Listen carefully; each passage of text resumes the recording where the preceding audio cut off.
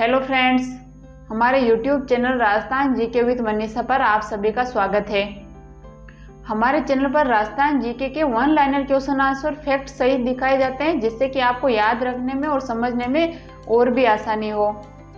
और इन वीडियोस में वही प्रश्न लिए जाते हैं जो कि पहले के एग्जाम्स पेपर में पूछे जा चुके हैं, क्योंकि आजकल उन्हीं प्रश्नों को बार बार एग्जाम्स पेपर में रिपीट किया जा रहा है। इसलिए हमारे वीडियो में हम उन्हीं प्रश्नों को दिखाते हैं। इसलिए आप इस चैनल को सब्सक्राइब करके जरूर रखें, जिससे कि आपको आने वाले exams, reads, lab assistant, second grade आदि में कुछ हेल्प मिल सके। तो चलिए शुरू करते हैं वीडियो और देखते हैं। पहला प्रश्न है, दोहरी रक्षा तस्वीर के साक्ष्य राजस्थान की किस सभ्यता से प्राप्त हुए हैं? कालीबंगा सभ्यता से। कालीबंगा हनुमानगढ़ जिले के पीलीबंगा निकट स्थित है और यह स्थान प्राचीन काल की नदी सरस्वती नदी के तट पर स्थित था।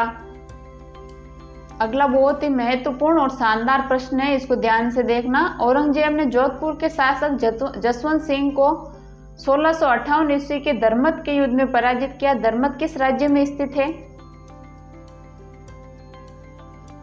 मध्य प्रदेश में। धर्मत का युद्ध 15 अप्रैल 1658 ईस्वी को लड़ा गया था।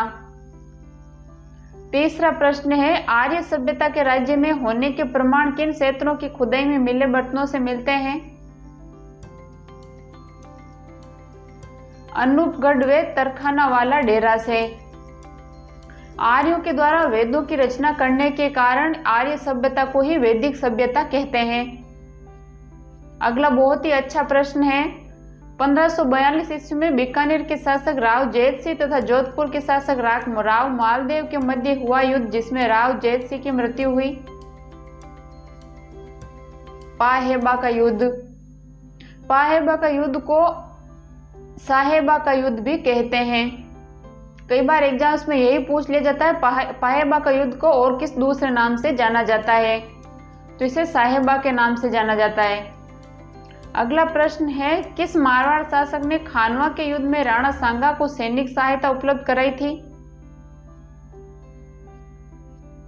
राव गंगा। मेवाड़ के शासक राणा सांगा के कहने पर पाती पेरवन परंपरा के तहत अपनी एक विशाल सेना मुगलों के विरुद्ध अपने पुत्र मालदेव के नेतृत्व में खानवा के मैदान में भेजी गई थी। अगला प्रश्न है, लगभग 2800 वर्ष प्राचीन सभ्यता ताम्रयुगीन संस्कृतियों में प्राचीनतम मानी जाती है? गणेश्वर सभ्यता। गणेश्वर सभ्यता को ताम्रयुगीन सभ्यता की जननी माना जाता है। सातवां प्रश्न है, मारवाड़ का प्रथम शासक जिसने मुगलों की अधीनता स्वीकार कर वैवाहिक संबंध स्थापित किए? राव उदय सिंह। अकबर को नागौर दरबार 1570 ईस्वी में मुगलों की अधीनता स्वीकार करने वाला मारवाड़ का प्रथम शासक मोटा राजा उदय सिंह था। अगला प्रश्न है, कौन से स्थान से तांबे निर्मित बैल, खरगोश तथा पक्षियों की आकृति प्राप्त हुई है? लोथल से। लोथल अहमदाबाद जिले के धौलका तालुका के गांव सरगवाला के निकट स्थित है। 9वां प्रश्न है, किस मारवाड़ शासक की मृत्यु पर औरंगजेब ने कहा था कि आज कुफ्र का दरवाजा टूट गया है? राव उदय सिंह के बारे में। औरंगजेब ने राव उदय सिंह को धर्म विरोधी विचारधारा के कारण कुफ्र के नाम से संबोधित किया था। इस फैक्ट को ध्यान से देखना। कई बार ऐसे भी पूछ लिया जाता है, राव उदय सिंह को किस नाम से संबोधित किया गया था? कुफ्र के नाम से। 10वां प्रश्न है, औरंगजेब की मृत्यु तक अपने को स्वतंत्र करने का प्रयास करने वाला राजपूत राज्य था? मारवाड़। 11वां प्रश्न है, राज्य की ताम्रयुगीन सभ्यताओं में से एक प्राचीन सभ्यता है? गणेश्वर सभ्यता। गणेश्वर सभ्यता को ताम्रयुगीन सभ्यता की जननी कहा जाता है। प्रश्न संख्या 12 है, कालीबंगा सभ्यता के काल में लोग कौन सी लिपि का प्रयोग करते थे? सैंधव लिपि का।